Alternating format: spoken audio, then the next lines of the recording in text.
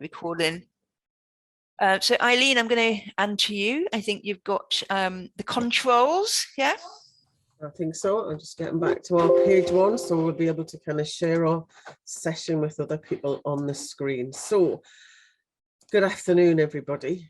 Just need to press that so it continues to see me. So, as Lindsay mentioned, I'm the lead trainer at House of PMO, but also the lead author of the manual. So hopefully we'll get a kind of a good idea of what's included in the course. PMO Learning itself, for those of you, I'm not sure how well you know us at PMO Learning, we are a specialist PMO training company, which was set up because Lindsay and I, we really got just a bit sick of going to project management events and having to glean off bits that were useful for PMO type people. So on the back of kind of the P3O, but also a number of other certifications, we decided to set up our own training company. So the people who we have who work in the PMO, the people who are involved in delivery are all very much PMO practitioners. So they're people who have been involved in running, managing or working in PMO. So hopefully it not just kind of the content of the courses, but the people who do the delivery are experienced PMO practitioners too. As Lindsay said, we set up PMO Learning between us. We're also linked to the House of PMO, a new professional body for PMOs. So there's a bit of a theme there you'll probably spot. In terms of my kind of background, I had 17 years, I always say doing a real job, out there in project land, either working in projects or predominantly setting up PMOs, working in PMOs, managing PMOs in a whole range of different organisations. For the last 16 years, I've been on the other side of the fence now, actually helping organisations establish their PMOs and helping them run and improve delivery in their organisations, and written a number of books and contributed to books along the way. So that's just a little bit about me. You don't need to talk about that. So the whole idea of this session is really to give an understanding of the P3O certification course. So if you're thinking about whether it's worth doing, what's involved in the course, we'll cover that off. And as Lindsay mentioned, we're also just going to give you a flavour of how we play within the virtual environment. So just in terms of kind of learning in the virtual environment, and I see now as I kind of look into kind of the people who are logged on to this session, the vast majority of you don't have your cameras on. Okay, and it's certainly one of the things that we absolutely encourage, thank you Rachel, absolutely encourage as we go through the courses, is that if you're sitting in a classroom, people would be seeing you, you'll be slurping your cups of coffee, welcome to the club, I'll be slurping mine, there'll be the occasional kind of rumble of desks and people dropping things on the floor. The only thing we tend to get, which doesn't happen in classrooms very often or not often enough, is we get a few dogs and cats, and we've even had a rat on somebody's desk as they've kind of been on the course. So all of that kind of happens, but actually we are trying to replicate the physical classroom as much as we possibly can. And I think a lot of people assume that actually what they're sitting on is something like a webinar, which is very much akin to a lecture where somebody does all of the talking and then everybody else just kind of listens. And it's almost like listening to the radio in the background, you know, quite a passive input from the delegates and the audience, whereas a kind of what we're trying to do is very much is to replicate that classroom perspective, where actually there's kind of ongoing discussions. The tutor gets to see all of the delegates. We build up some kind of rapport with each of the delegates. We ask questions, we have chats from all of that. So just to kind of start some of that. Now, does everybody know where the chat box is on Zoom? Yes, so just interesting, just kind of say hi and just kind of say where you're from. So typically we'd have an icebreaker, conscious that we've got probably more than we would have in a classroom. We usually only have 12 in a classroom. So we wanted to kind of do this more of a webinar, but wanted to give you a flavour. So we're going to do a little bit of everything. So let's just kind of say hello in the chat so we get to know who people are from. We also always let people talk to each other. So I kind of think, you know, kind of, I really like the look of your postcard. Rachel, where did that come from? You know, we can have some kind of private chats within the classroom, as you would next to kind of having somebody next to you. So you can see we've got kind of people from all over the country kind of coming to join in, which is great. So we do set some kind of standard house rules when we're delivering our in-house or classroom training. We do want people to behave as they would in a normal classroom. So, you know, kind of ask questions, get involved in the exercises, keep to timing, all of those kind of standard things we would ask you to kind of keep up to.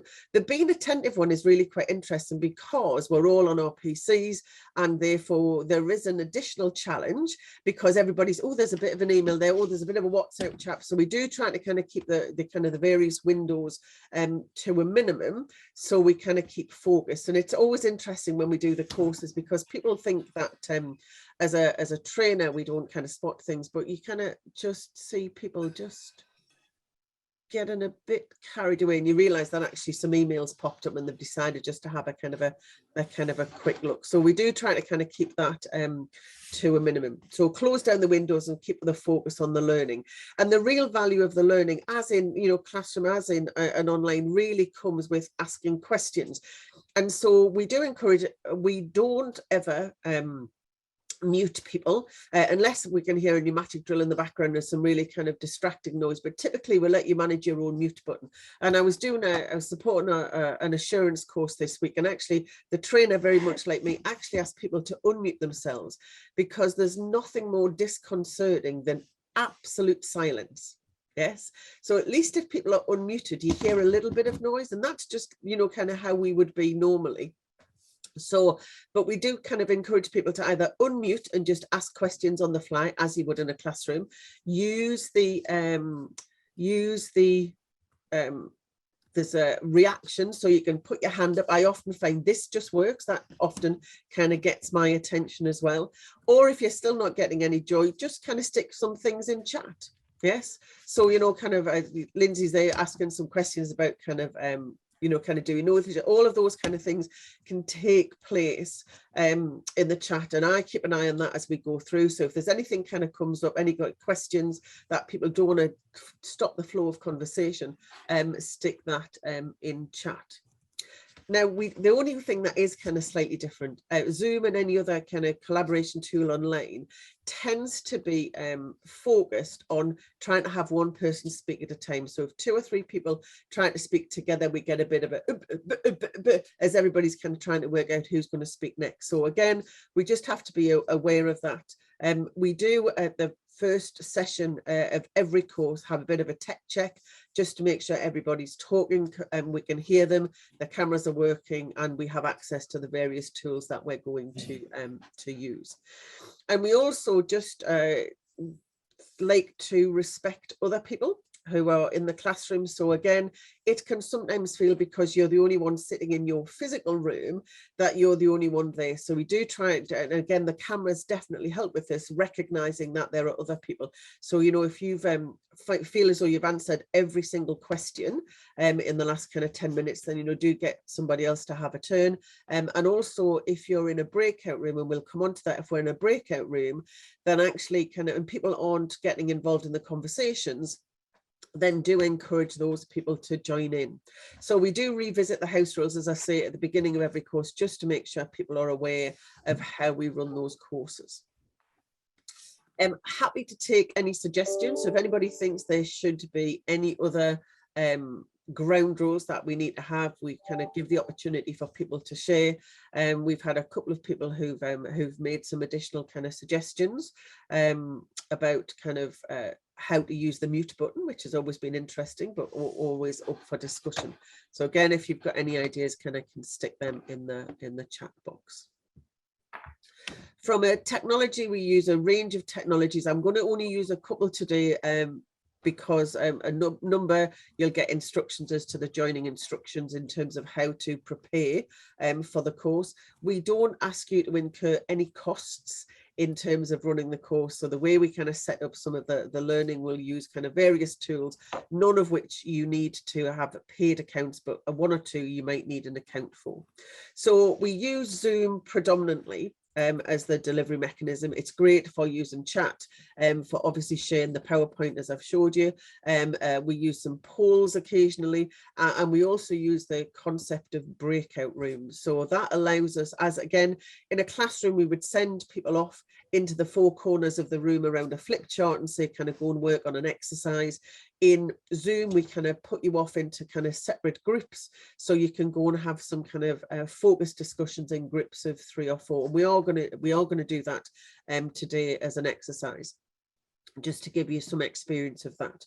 And the interesting thing about that is, as we go through the course, we always mix those groups up. So again, as we would in the classroom, you'll get an opportunity to work with different individuals and get some different perspectives of the topics that are being used.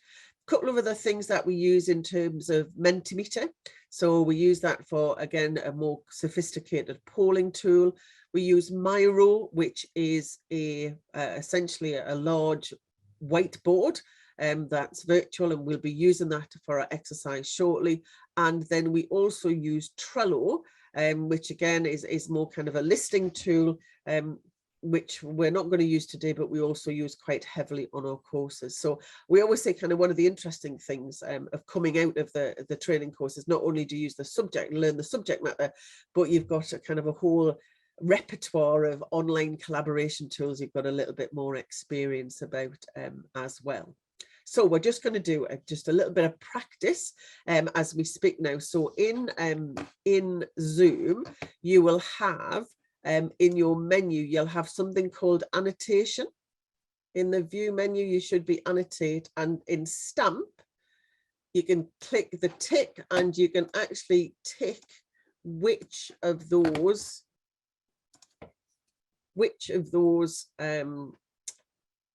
technologies you've used previously. See? So there we go. Here we go, you can have the screen now. So P3O Best Management Practice. As I said, it was originally written by the central government, OGC. As they kind of completed the kind of suite of products, it went over to a company called Axelos, which has just recently, the beginning of this year, been sold to a new company called PeopleCert. So there is ownership out there who own and maintain the certification. There is a well-developed certification route, so exams in every single language around the world almost, that you can do them in. You can do those exams 24/7. So although P3O sits from the same stable as Prince2, managing successful programs, management of portfolios, management of risk, management of value, and management of change, it is actually applicable to all organizations with one or more PMO. Okay, so you don't have to think, oh, well, we don't do Prince2 in our organization, or we don't do MOP. That doesn't matter. It's just written in this kind of a similar style, and it's written by the kind of, or it's owned by the same organization that owns all of those other products. So the actual kind of theory itself is relevant. If you've got even just one single PMO in your organization, then the theory is relevant to you. So just want to cover off kind of quickly this concept of kind of PMO versus P3O. Now you can see from the title of the book that the P3O stands for Portfolio, Program and Project Officers. And the whole concept of the certification is that when we are thinking about having one or more PMO in the organization, we should do that under some kind of intelligent design, rather than organic growth where kind of PMOs kind of have just kind of sprung up across the whole organization. It's about taking a holistic view of each individual PMO and the total of PMOs and say, how best can we provide PMO services to the organization that helps them best deliver projects, programs, and their portfolio. Now, in some organizations, it might be just, well, we've just got one PMO because it's related to this particular project. We've actually just got one PMO and it's at portfolio level and it looks just across all of the projects rather than helps each individual project. Really kind of the whole kind of concept of the theory is that any type of PMO you're expecting to set up, the theory will help you make sure that it's positioned correctly and it's doing the right thing. The really interesting thing about kind of the P3O is that it's not like kind of Prince 2 or MSP where it says do this, do this, do this, do this, do this. And there's a very kind of methodical approach to kind of delivering each project and program.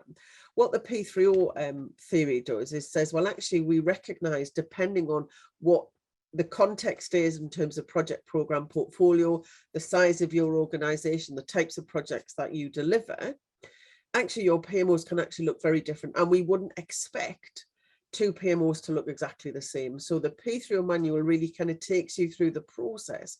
It takes you through a methodical process of designing and implementing a PMO that's right for your particular organization.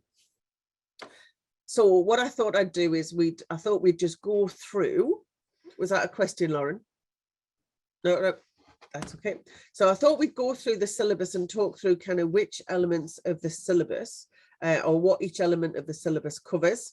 And how that is talked about in the course. And then I thought we'd just dip into one particular element of the syllabus and just have a kind of quick look at kind of one potential exercise that we can kind of play with. So the first thing we do when we do the P3O course is we don't assume anybody has got an Axelos version of projects, programs and portfolios. Now, some of you do, but we do go back and say, let's just be clear when we talk about a portfolio, we understand what that means, a program, what that means, and a project, what that means. So that just kind of clears the desks. And I have to say, I think that there's a much, when we first started this, programs and portfolios were still a bit vague to a lot of people. I think now there's a much broader understanding of projects and programs and portfolios. But we do talk about the different types of project officers that are about. So whether that's, PMOs, whether it's a project, program, portfolio office, and how they support each of those various different elements.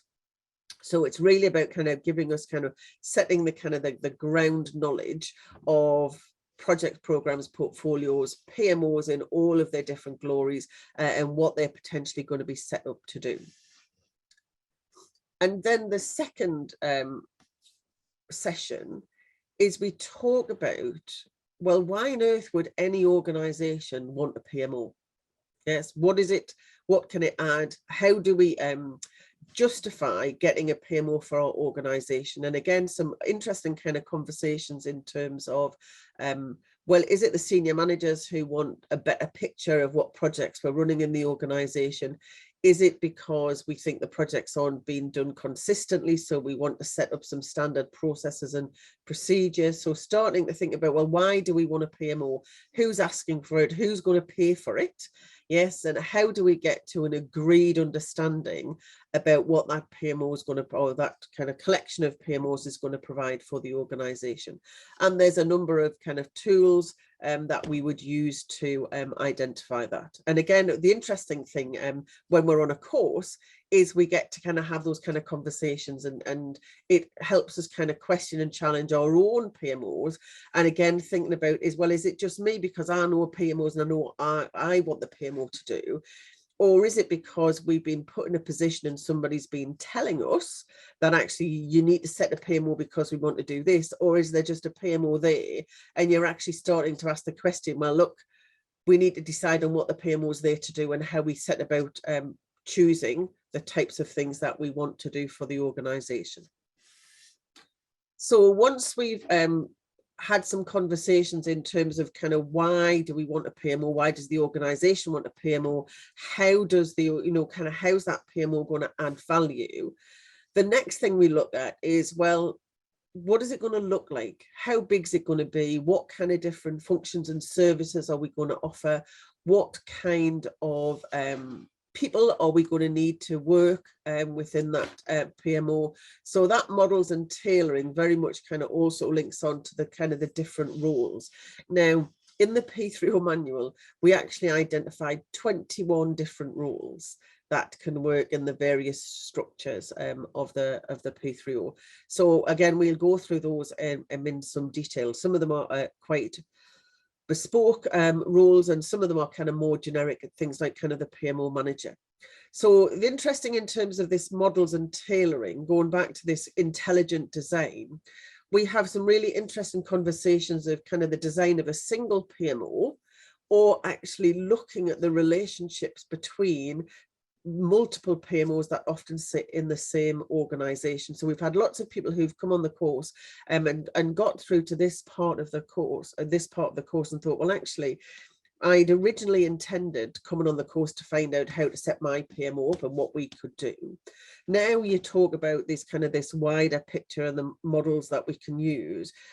I know there's another PMO who sits somewhere else in the organization who does similar things to what we do, but there's also a PMO who actually owns the project delivery method. So we can start, you know, from a real kind of practical perspective, start thinking about what your relationship is with other PMOs that sit around your organization, and perhaps kind of where there's some overlaps and gaps, and kind of think about kind of how you're going to kind of, how after the course you can kind of get together and start thinking about actually where you can work better together. So as a whole, you can actually drive better value for the organization rather than working as kind of siloed PMOs in that organization.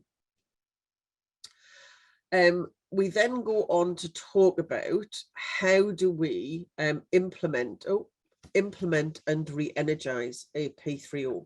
So the implement is that very rare occasion, and we did actually have somebody once who came and said there's absolutely nothing here at all. Completely greenfield site, so setting up from absolute scratch. More typically, we're in the delegates who come on the course are people who have one or more PMOs across the organization, and therefore they're looking at kind of re-energizing this, kind of rethinking through about what we do and how we move from where we are to kind of repurposing our PMO, doing a potential kind of redesign, thinking again about what services we need to provide, making sure we've got the right mix of resources in our PMO, and again working out how do we get from where we are now to where we need to be. So that implement and re-energize talks about kind of how we go through our kind of the whole redesign and re-implementation of that. And then the final section we look at is tools and techniques. Now, this is really interesting. I just want to kind of manage people's expectations here. We don't, in this section, talk about whether I want to use Microsoft Project or PlanView or Oracle systems. What we talk about is if we're going to implement tools to support project, program, portfolio delivery, what are the key considerations we need to take into account, how some of those tools might be used, some of the challenges of implementation. And we also talk about some kind of standard techniques, which we would see as being more common across PMO. So typically, or certainly one of the techniques we talk about is portfolio prioritization. So kind of what that looks like, what impact that has, how the PMO can help organizations do that, and what that might mean for us in terms of our activities within a PMO perspective. So as I said, we're not talking about kind of proprietary tools and making any recommendation. We're talking about kind of how tools can be used, what their benefits are, some of their challenges and considerations for implementing. So those are the 6 sections that are covered off in the book and in the syllabus and in the exam. So there is an exam that we do after the course. But let me just take you through. I just want to go back and have a look at one particular section, just to give you a kind of an indication of kind of the kind of tools that are in the P3O structure. P3O course, and give you an example of an exercise perhaps that we might run. So we're just going to look at why have a P3O, and we're going to just look at one particular tool, which is called the Business Change Governance and Enablement Model. There you go. If you're kind of struggling with your kind of pronunciation, that's one for you to practice on a regular basis. So this is a model that says in organizations where we have a good grasp and good governance and good control of all of our projects, programs and portfolio, we will have all of these elements in place. And typically an organization is looking for a PMO to establish all of these particular practices. And in organizations, typically one or other is more important. So let me just kind of take you through what each of these various kind of quadrants is about. So let's start at the top left, business change strategy. Okay, so business change strategy is all about doing the right things. Okay, so typically organizations with good governance control over all of their change have a very clear picture of what projects and programs their organization is going to undertake, and it understands exactly why it's going to undertake those projects and programs, their contribution to strategy, and when they're all going to be delivered, and what position the organization is going to be in when everything's been delivered. Okay, so having good control over that top left hand side. And you can imagine organizations often kind of think, well, actually, do you know, I don't even know what projects we're doing. I know we're doing hundreds of them, about where for everybody's talking about them, but I haven't even got a list of which projects we're doing. Yes, and I want the PMO to help us do that. I want the PMO to help us understand what the prioritization is. And when we do our annual planning cycle, yes, which projects should get to the top of the list, which ones perhaps we want to do, but perhaps are not going to do now. So that's our business change strategy. So the PMO can help the organization to make sure we've got that business change strategy in place. The second quadrant down at the bottom left is something called business change design. Now, this is about doing things in the right way, even though way is missing off. It's about doing things in the right way. And doing things in the right way is not necessarily about saying following the right project management methodology. Doing things in the right way says doing things in the right order. So there's no point in updating everybody's PCs if we're about to do a big office move and we're going to go into rented offices with all of the equipment. You know, that would just seem it's mad to kind of do one project in the other. We're doing them in the wrong order. There is often kind of dependencies between different projects. And again, if we're as an organization approving projects on a piecemeal basis, you know, Lindsay comes up with a project, absolutely, that's great. John comes up with a project, or Karen comes up with a project, and we sign them off independently. We lose sight of the dependencies between those and don't recognize that one project actually ideally would be finished before another one, or actually halfway through that before we want to start another one. And I think the other important thing about business change design is recognizing where our organization has some natural business cycles. Anybody's organization got some natural business cycles, times of the year where you're particularly busy, or even kind of times of the kind of every couple of years? Rachel.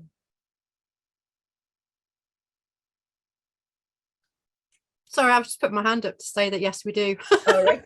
I was gonna. So now you see, now you've dropped yourself in it now, Rachel. So when's your particular busy times? Our busiest time is between I work in the NHS and in commissioning, so our busiest time is in November and then in January and February, because in November we send out our commissioning intentions to all our providers, and then in January and February we're doing the renegotiation and putting any new KPIs in to go from the 1st of April. So that's our busiest time with it, really. Excellent. So, but that is that your department? The NHS as a whole, when's their busiest time? So all commissioning bodies in the NHS, that's our time. Oh, that's But So you're not going to in the implement NHS. You're not going to implement a new system at the beginning of November, then, are you? No, and we would never do anything out in the provider hospitals between November and March because it's winter pressures, etc., etc., and people don't have time to breathe, let alone, you know, get involved in a project. Absolutely. So, and it's those kind of things when we talk in terms of business change design about recognizing our natural kind of business cycles and understanding kind of when and where they are to make sure that our schedule, our overall portfolio schedule is correct. Thank you, Rachel. The next quadrant is about business change delivery. Business change delivery is about kind of doing things well. So this is about making sure we have the right project management methodology, program management methodology that's appropriate for each of the changes, and actually having a methodology in some organizations. You know, some of the PMOs come in and actually we don't have any methodologies at all. So it's really about kind of setting them up.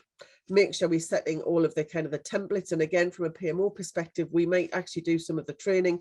We might actually do some coaching and support. We might do some audit and review to make sure that business change delivery is being done correctly. And then the final element, which of course is always a challenge, is actually getting the benefits, this business change value. When the projects are being delivered, do we recognize, do we measure, and do we track the benefits that are coming from each of those individual changes? Not only are we interested in whether all of that's happening, but actually, do we know it's happening? Yes. How do we know it's happening? And is the information that we're getting a real reflection of what's happening down on the ground? So a lot of the work the PMO can be doing is actually making sure we do the reporting, providing the evidence and checking that, you know, kind of the processes and procedures we've got in place are actually helping us to do all of those 4 elements of business change governance correctly. So in my experience, what I've found is very often organizations start at the bottom right-hand side here in terms of business change delivery. Yes, we're rubbish at doing projects. We want to get better at doing projects. Let's have some standard templates and put some processes in place. Once that kind of gets a bit embedded, then we often go to the top left-hand side and say, well, actually, what I want now is, now we're doing these projects, I want to understand kind of where all of those kind of projects are and make sure we're actually spending money on the right projects. Then we get to the bottom left, which says, well, actually, we could get better at kind of sequencing these projects. Actually, we could put those 4 projects together and run them as a program, would make more sense than doing them as a project. And then eventually we get round to the top right, which is business change value. Okay, that's my experience of kind of where organizations have been. So there's 2 things here that we kind of start thinking about from based on this this model is from our organization's perspective, what's our primary need? What do we think our PMOs, so now we've got our annotation tools working. Yes, so let's go back on the annotation tools and just put a mark in which of those 4 elements do you think your organization is in most need of, where you think the PMO can help? See how many ticks and crosses. So you can either just kind of scribble on it, or you can kind of use a stamp and use a kind of a heart or a cross. I don't mind which. Let's just see what we get. And it's always interesting on the course because we always kind of get a smattering of kind of all of the different ones. And sometimes it's a demonstration of the maturity of the organization in terms of how long the PMO has been around. It often reflects where it sits in the organization and who it reports into. So you'll see the vast majority of people on the course, not the vast majority, but the most of you are there about business change delivery, about how do we do projects, can we do them better? And whether we want to support that. We've got a number of people in terms of business change design. And Karen, you're quite right. The annotation tool isn't available if you come onto the browser. So you need to come in through the application to do the annotation. Where we've had that in courses, we just get somebody else to do your annotation. And it doesn't impact some of the other tools that we do if you're coming in through the browser. So that's okay. So yes, a couple of business change design. We've got one trying to get some benefits and one actually doing some the kind of that prioritization and strategy. So what would you have gone for, Karen? Now, thank you for the question. Which one would you have gone? And then we can kind of stick an extra crossing on your behalf. Just thinking about that.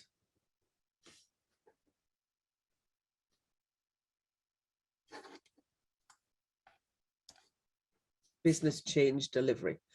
Yeah, so there's another one down at that bottom right hand side. So obviously that's quite a big at the bottom right hand side. So I thought what it would be interesting to do, and again we have this conversation in the course and we go through and we do add a bit more theory in terms of what things we could do. But we're going to go and we're going to use Miro. Oh, let me just, I always kind of have to remember to do this, is I have to kind of delete, otherwise it all comes through onto the next screen. I want us to think about what the PMO could do to address the organization. So if we're sitting and we're really struggling with business change design, what could the PMO do in order to support the organization to improve that? And it's always interesting if we highlight anything that you specifically do in your organization, because that's sorry, I'm just going to admit that was somebody's got some noise in the background. So that's what we're going to do as an exercise. So just a couple of things in order to make this work. We're going to use Miro. Now, remember we said we used some technology, and this is, that's still on annotate. We're going to use Miro. So what I'm going to do is in chat, I am going to give you a link to Miro. Okay, but I'm not going to give it yet, because typically what happens as soon as I give it the link, everybody goes and plays rather than listen. So I'll give you that in a moment. So what it will do, it will open up a window, a browser window on your machine. Okay, so that's fine. So you'll have your Zoom window and it'll open up a new browser window. Now, the likelihood is this is how you're going to kind of see the screen when you come in. At this bottom left-hand side, there's something called Open Sidebar, and it will give you a list of all of the frames that we're going to use. And we're going to use the first one, which is the name. And then you get this little menu here. And the fourth one down says sticky note, okay, which is exactly as it says in the tin. You just drag it onto there, and then I can just type my name in, and it doesn't correct your spelling, but it does change the size of the text to match whatever you want. And then you can, if you want to, you can kind of change the size even further. You can change the color to be whatever it can be. Okay, so I just want to make sure to give you some comfort. So in the chat, I've just put a link to that Zoom board, and I just need to make sure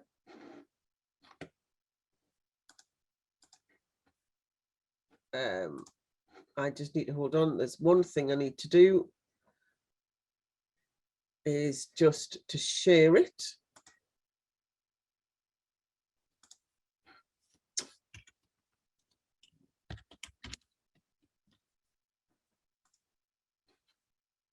Okay, so now, come on machine, don't do this to me.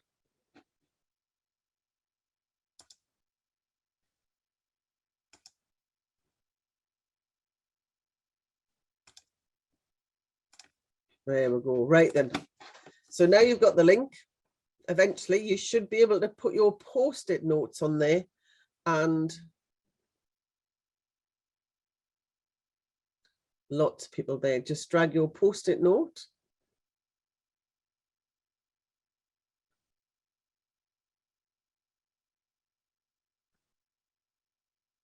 extra brownie points if you get your name on there.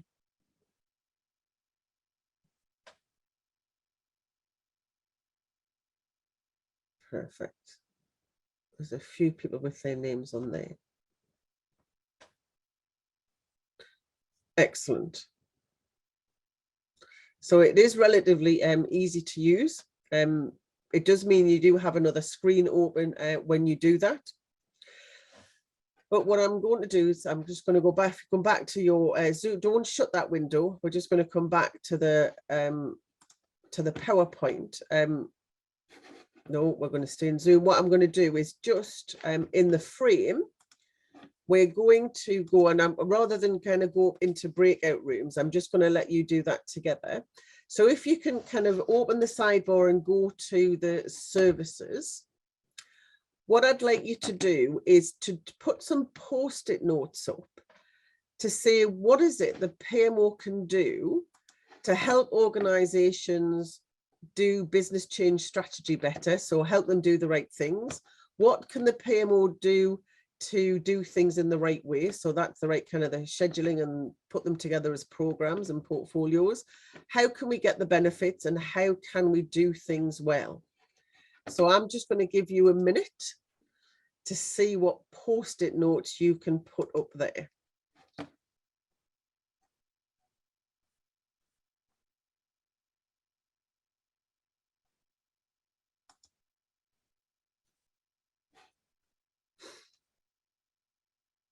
There we go. This is where you start learning from the other delegates on the course as well.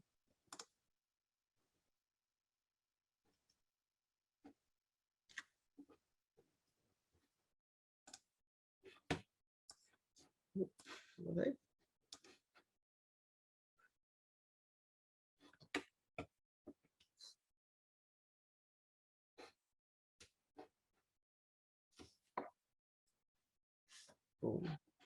So if we can just, if you put things there, you can just kind of move it up. Oh, yeah, we want to do it. So you can just copy it and put it in both places.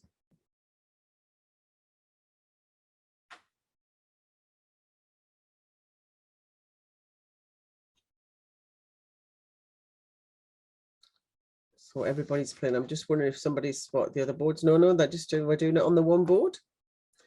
Anybody got any other suggestions? Oh, reduce the number of mandated processes throughout delivery. Yes, that's about kind of making them more effective by not having kind of so much bureaucracy.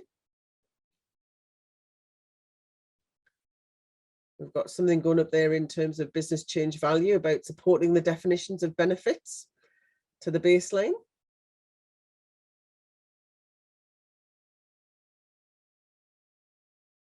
Streamlining the business change delivery processes. Stage gates and review cycle up there at the kind of the business change strategy, putting stage gates in and helping the making sure that we kind of check projects to make sure the business case is still valid. Absolutely.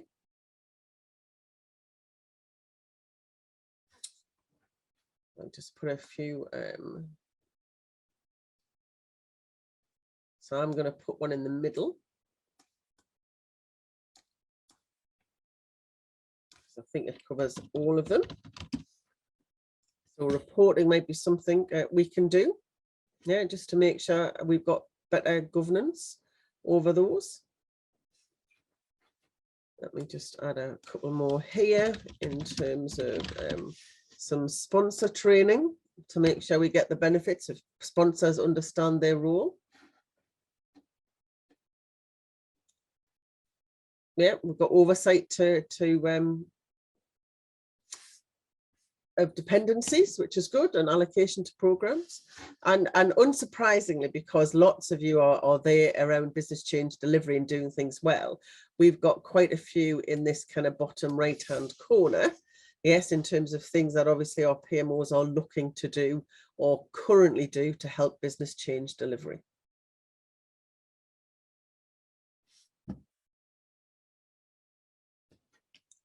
So, conscious of the time, and we've only got a kind of a couple of minutes left. People generally happy in terms of how that exercise would work and why that may be a useful conversation and discussion. Yes, Eileen, excellent. It's always nice to get a little bit of nodding feedback as we go. So, as I said, that's just kind of one of the models that we would use. And the whole, as I say, the whole purpose of the P3O course is to make sure that we have a real understanding of what PMOs we have in our organisation, what our PMO is there to do, helping us to do the right design, pick on the right things, be able to demonstrate that we're going to make the change that supports the reason why the PMO was set up in the first place, and then make sure we go through a kind of a structured process to implement that with the correct roles in our PMO structures. So I realized that was a whistle-stop tour. There's a reason why it's kind of 3 days long for the foundation and 2 days for the practitioner. Has anybody got any questions before we just quickly finish this off?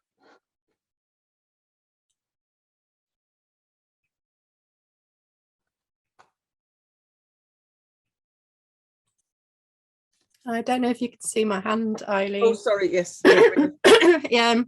So we want to put a few people from various PMOs across the system on P3O, but I noticed in the calendar you've only got you haven't got many dates in. Are there going to be more dates, or is that it? We've got dates in the diary. If we've got an increase in demand, then we will add more dates in the diary.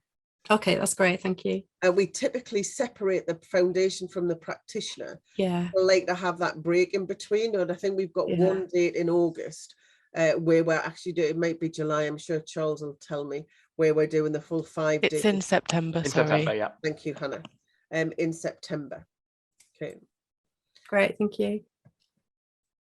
Quick question from me, if that's okay. Yeah, of course, Karen. Just wondered, I know that there's the manual, I assume that comes with the course, but is there any other reading that you would recommend ahead of the course? We send as part of the joining instructions, you'll get some pre-read, which really kind of does a bit of what I've talked about today, kind of takes you through the different sections and points you to bits of the manual that you can kind of pre-read. Can I, sorry, just jump in about in regards to the manual? So you can buy physical copies from us separately, but included in your exam voucher, you'll get a digital version of the manual as opposed to a physical copy. But if you were looking to get a physical copy, you can contact us and you can buy them separately. Right, okay. Part of the whole kind of purchase through PeopleCert in the new year means that as part of your course, you don't automatically get a physical version, you only get a virtual electronic digital version. That would be the word, a digital version now. Okay, thank you. It's okay. So Charles, do you want to just quickly introduce yourself? Yeah, of course. Thank you. Thanks for everyone for participating. I hope it's given a bit of an insight into P3O and the way we deliver. My name's Charles. I'm the sales lead for PMO Learning. So I'll pop my details in the chat. And if you have any further questions about the course or the content or any of the scheduling, or it's something you think you'd like to run in-house or any other details, then feel free to get in touch and I'll be happy to follow it up with a quick call. Okay, thanks, Charles. No worries. We've got 2 seconds to put your details in chat. Oh, I do. Apologies. And so just Charles will be happy to talk to you about that. Just in terms of our other up and coming courses, we've got I don't know whether people have seen the new suite of courses that have come out from House of PMO, which are based around roles. So there's a course for PMO analysts and a course for PMO administrators. So they're in our schedule. We've got Lean Agile running on the 15th, 16th of March, as well as the foundation. And then we've got one on the 27th and 28th of April, which is called Setting Up a PMO, which interestingly, it complements the P3O because that actually kind of goes through in much more detail and talks about how to set up your governance structures and the kind of the working insides of your PMO when you've got the right design from the P3O. Excellent. So lovely to meet you all. Conscious we've taken up your full hour. Pleased to meet you.